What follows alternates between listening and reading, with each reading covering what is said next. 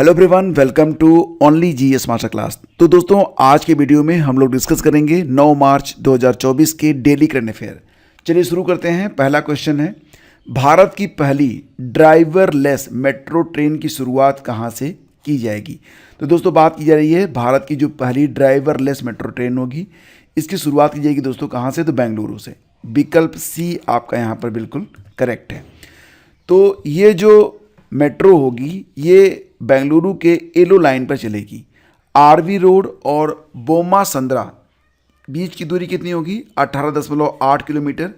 तो इसी डिस्टेंस पर ये ड्राइवरलेस मेट्रो ट्रेन चलाई जाएगी। कहाँ पर, बेंगलुरु में, याद रखिएगा। अगला क्वेश्चन है, फार्मूला 1 ईंधन का उत्पादन भारत में कौन सी कंपनी करने जा रही है।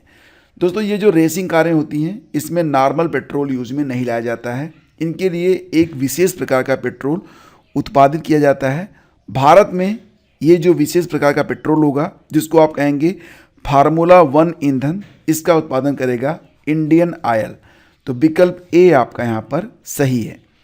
दोस्तों, बात करेंगे कि इंडियन ऑयल फार्मूला 1 पेट्रोल का उत्पादन कहाँ से करेगा। तो ओडिशा में इंडियन ऑयल की जो पारादीप रिफाइनरी है, यहीं से इस ईंधन का उत्पादन किया जाएगा। यह ईंधन फार्मूला 1 रेसिंग कारों के ईंधन में प्रयोग में लाया जाएगा।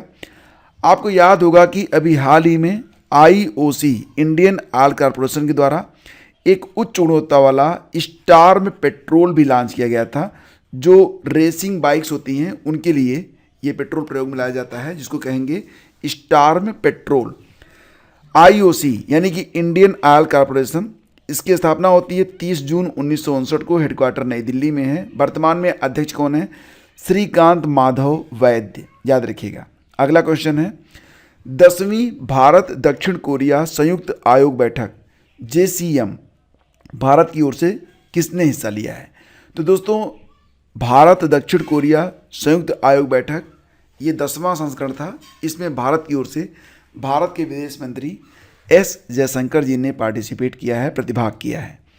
तो इस बैठक के दौरान भारत और दक्षिण कोरिया के बीच सेमीकंडक्टर और ग्रीन हाइड्रोजन पर चर्चा हुई है। भारत और दक्षिण कोरिया हिंद प्रशांत क्षेत्र पर भी ध्यान दे रहे हैं। देखो फ्रेंड्स, एग्ज़ाम में अक्सर राजधानी और मुद्राओं से संबंधित प्रश्न पूछे जा रहे हैं। तो जो भी देश चर्चा में रहे उसकी राजधानी कहाँ है, मुद्रा, और साथ ही साथ वहाँ के जो लीडर्स हैं उनके नाम भी याद रखने का आप प्रयास कीजिए। मन में जब वीडियो समाप्त हो जाएगा तो इसको आप दोहराइएगा ज़रूर। जब आप दोहराएंगे तभी जाके फैक्ट आपको याद रहेंगे। दक्षिण कोरिया की राजधानी कहाँ पर है दोस्तों, तो याद रखिएगा दक्षिण कोरिया की राजधानी है सियोल।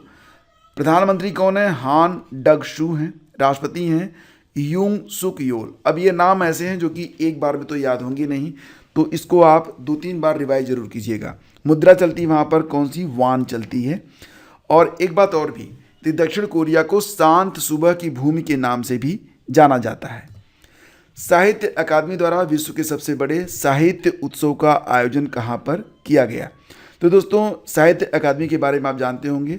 अभी हाल ही में साहित्य अकादमी के द्वारा दुनिया के सबसे बड़े साहित्य उत्सव का आयोजन नई दिल्ली में किया गया। आपको पता होगा कि साहित्य अकादमी की स्थापना होती है 1954 में। हाल ही में साहित्य अकादमी की स्थापना के 70 वर्ष पूरे हुए। तो इसी अवसर पर नई दिल्ली में दुनिया के सबसे बड़े साहित्योत्सव का आयोजन किया गया। कब से कब तक, तो 11 से लेकर 16 मार्च के बीच में। साहित्य अकादमी की स्थापना कब होती है, 12 मार्च 1954। कार्यालय इसका कहाँ पर है, रविंद्र भवन नई दिल्ली में। वर्तमान में अध्यक्ष कौन है, माधव कौशिक। अब यहाँ पर देखो, आईओसी के जो अध्यक्ष हैं उनका नाम माधव वैद्य है, और साहित्य अकादमी के जो अध्यक्ष हैं उनका नाम माधव कौशिक है। तो ये जरूर याद रखिएगा आप। साहित्य अकादमी पुरस्कार ये 24 भाषाओं में प्रदान किए जाते हैं। जैसा कि आप जानते हैं कि भारत का जो संविधान है उसकी जो 8वीं अनुसूची है उसमें कुल मिला के जो 22 भाषाएँ हैं, प्लस यहाँ पर इंग्लिश और प्लस राजस्थानी को मिलाकर कुल 24 भाषाओं में साहित्य अकादमी पुरस्कार प्रदान किए जाते हैं। 2023 में सबसे इम्पोर्टेंट हिंदी और अंग्रेजी के साहित्य अकादमी पुरस्कार हैं। हिंदी के अंतर्गत संजीव को उनकी रचना मुझे पहचानों के लिए साहित्य अकादमी का पुरस्कार दिया गया, और अंग्रेजी में नीलम शरण गौर को रेक्यूम इन रागा जानकी के लिए उनको ये पुरस्कार प्रदान किया गया है। अंतर्राष्ट्रीय सौर गठबंधन में शामिल होने वाला 97वां देश कौन सा है? दोस्तों आपको यहाँ पर लग रहा होगा कि 120 देश आ चुके हैं, तो 97वां देश कहाँ से आ गया? देखो यहाँ पर क्या था कि आवेदन का जो क्रम होता है उसी क्रम में इनको मान्यता प्रदान की जाती है। जैसे कि यहाँ पर जो ऑप्शन है आपका ऑप्शन बी, ये बिल्कुल सही है। पनामा ने 97वें क्रम में अपने डॉक्यूमेंट्स अंतर्राष्ट्रीय सौर गठबंधन के लिए सबमिट किए थे और अब जाके इनको मान्यता मिल गई है। तो पनामा जो है ये 97वां देश बना है अंतर्राष्ट्रीय सौर गठबंधन में। इसका जो मुख्यालय दोस्तों कहाँ पर है? तो गुरुग्राम में है, जो कि हरियाणा में है। और अंतर्राष्ट्रीय सौर गठबंधन इंटरनेशनल सोलर अलायंस की स्थापना होती है 2015 में। 2015 में इंटरनेशनल सोलर अलायंस की जो स्थापना है ये इंडिया और फ्रांस ने मिलकर किया था। वर्तमान में सदस्यों की संख्या 120 से ज़्यादा हो गई है। अध्यक्ष कौन है? अजय माथुर हैं, याद रखिएगा इसको। आगे बढ़ते हैं।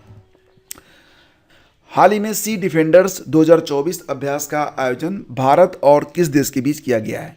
सी डिफेंडर्स 2024 अभ्यास का आयोजन भारत और अमेरिका के बीच में किया गया। आप यहाँ पर देख सकते हैं भारत और अमेरिका के बीच में सी डिफेंडर्स नामक एक युद्धाभ्यास का आयोजन किया गया। यह एक नेवल एक्सरसाइज है, समुद्र में यह आयोजन किया जा रहा है। तो कहाँ पर किया जा रहा है? तो पोर्ट ब्लेयर में।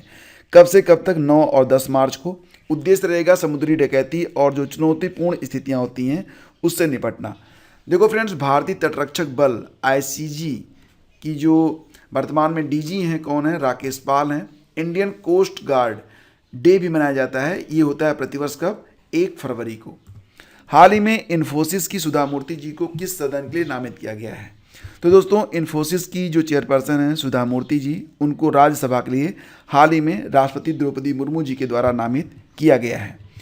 देखो फ्रेंड्स, सुधा मूर्ति ये इन्फोसिस की अध्यक्ष हैं, एक शिक्षिका भी हैं और अच्छी लेखिका भी हैं। 2006 में इनको पद्मश्री मिला, 2023 में पद्म भूषण। और इन्फोसिस की स्थापना होती है 1981, मुख्यालय है बेंगलुरु में। बात करेंगे राज्यसभा के बारे में। राज्यसभा का जो गठन है इसका उल्लेख संविधान के अनुच्छेद 80 के अंतर्गत किया गया है, याद रखिएगा। अधिकतम संख्या राज्यसभा में हो सकती है 250, लेकिन वर्तमान में सदस्यों की ये संख्या है 245। एग्जाम में कई बार ये प्रश्न पूछा गया है। राज्यसभा में ध्यान दीजिएगा SC ST के लिए कोई भी सीट आरक्षित नहीं है। जगदीप धनखड़ जो कि हमारे उप राष्ट्रपति हैं, वर्तमान में राज्यसभा के सभापति हैं। नेशनल क्रिएटर्स अवार्ड 2024, ध्यान दीजिएगा कि 2024 में नेशनल क्रिएटर्स अवार्ड को पहली बार दिया गया है। तो इसमें cultural ambassador of the year का अवार्ड दिया गया मैथिली ठाकुर को। देखो फ्रेंड्स, ये इनकी उम्र तो बहुत ही कम है, लेकिन छोटी सी उम्र में इन्होंने अपनी कला की बदौलत और अपनी गायकी की बदौलत बहुत सारे अवार्ड जीते, बहुत सारी उपाधियां जीती और बहुत ही सम्मान इनको दिया जाता है। देखो फ्रेंड्स, आजकल आपने देखा होगा सोशल मीडिया में जो लड़के लड़कियां हैं वो बहुत ही यूँ कहिए अनैतिक प्रकार के रील्स बनाते हैं। तो उनके लिए तो ये बिल्कुल एक आइडियल है कि सही रास्ते पर चलकर अपना सम्मान अर्जित करते हुए भी आप पैसा और नाम कमा सकते हैं।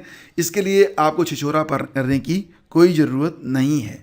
तो मैथिली ठाकुर के बारे में बात करते हैं। तो देखो फ्रेंड्स, ये जो आयोजन किया गया यानी कि नेशनल क्रिएटर्स अवार्ड का जो आयोजन किया गया ये भारत मंडपम में किया गया है, ये प्रगति मैदान में स्थित है।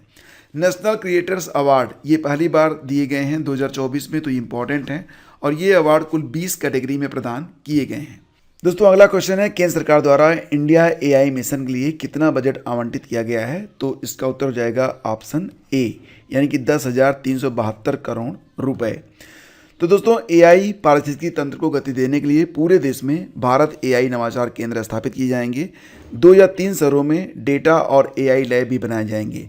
तो AI का इस्तेमाल पूरी दुनिया में किया जा रहा है, भारत में भी अब इसको बल देने के लिए 10,372 करोड़ रुपए आवंटित किए गए हैं। हाल ही में खसरा और रुबेला चैंपियन पुरस्कार किस देश को प्रदान किया गया है? तो दोस्तों खसरा और रुबेला चैंपियन पुरस्कार प्रदान किया गया है भारत को। विकल्प सी यहाँ पर आपका बिल्कुल करेक्ट है। अमेरिका में दी मीजल्स और रुबेला पार्टनरशिप के द्वारा आयोजित समारोह में भारत को measles and rubella champion award प्रदान किया गया। खसरा जिस वायरस से फैलता है उसका नाम है मोरबिली, इसको कहते हैं मोरबिली वायरस। रुबेला को जर्मन खसरा भी कहा जाता है क्योंकि रुबेला और खसरा मिलती जुलती बीमारियां हैं। हाल ही में रुबेला को भूटान ने समाप्त कर दिया है। तो फ्रेंड्स, आज का सेशन यहीं पे समाप्त करते हैं। आपके लिए एक प्रश्न होगा, उम्मीद करता हूँ इसका आंसर आप नीचे के जो कमेंट बॉक्स है उसमें ज़रूर आप देंगे। प्रश्न है, 2024 में जारी तेंदुआ रिपोर्ट 2022 के अनुसार भारत में तेंदुओं की संख्या कितनी है? तो यहाँ पर आपको बताना है कि भारत में तेंदुओं की संख्या कितनी है। करंट अफेयर की पीडीएफ भी उपलब्ध है, अगर आप उसको डाउनलोड करना चाहते हैं तो लिंक वीडियो के डिस्क्रिप्शन में है। देखो फ्रेंड्स, ये सीरीज़ आपके लिए चलाई जा रही है। हमारा प्रयास है कि बहुत ही कम समय में आपको यहाँ पर सारा जो स्टडी मटेरियल है, इंपॉर्टेंट क्वेश्चंस हैं, सारे करवा दिए जाएँ। हम अपने प्रयास में कहाँ तक सफल हुए हैं ये आपके लाइक्स और शेयर बताएंगे। तो प्लीज़ आप लोग वीडियो को एक बार लाइक ज़रूर कीजिएगा और इस वीडियो को शेयर ज़रूर कीजिएगा। तो आप सभी का बहुत बहुत धन्यवाद। मिलते हैं आपसे अगले वीडियो में। आज्ञा दीजिए, नमस्कार, जय हिंद।